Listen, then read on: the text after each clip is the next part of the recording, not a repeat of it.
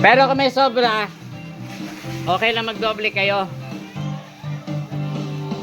Palakpak sa Panginoon. Mamaya. Sabihin mo, i-ready na yung kape.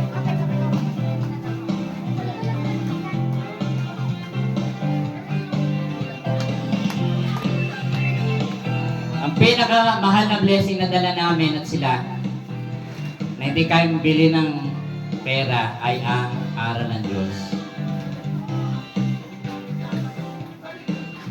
Yung makilala mo si Kristo. Hello? Ang pinakagrabe kong blessing sa mundo ay hindi yung nagkabahay ako, nagkakotse ako, nagkamotor akong 5, nagkaroon ako ng tricycle, hindi yun.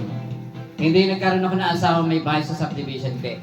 Alam niyo, pinakamalaki kong blessing, si Kristo pumasok sa puso ko at hindi na siya naalis. Hindi na niya ako iniiwan. At dahil doon, patay na patay ako sa Panginoon, kaya ako nahayo. At di mo ako mapapa-absent sumamba hanggat kaya kong maglakad. Hello? Hindi mo ako mapapa-absent. Pati mga anak ko, hindi ko papayagang pa-absent. Kasi si Kristo ay grabe. Yan, wala yan. Sa luto lang yan, wala na yan. Pero yung pinapangaral namin Jesus, paulit-ulit, buksan niyo puso niyo. Amen? Buksan niyo puso niyo.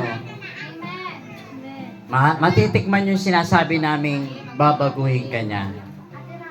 Marami ng tagakulungan, binago ng Panginoon. Marami ng drug addict, naging pastor.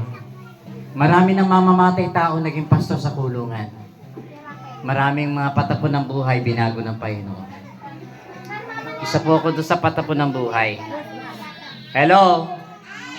Dumugay nyo yung linggo kahit wala ako. Nandiyan si Pastor Jimeno, nandiyan si Pastor Marcelino.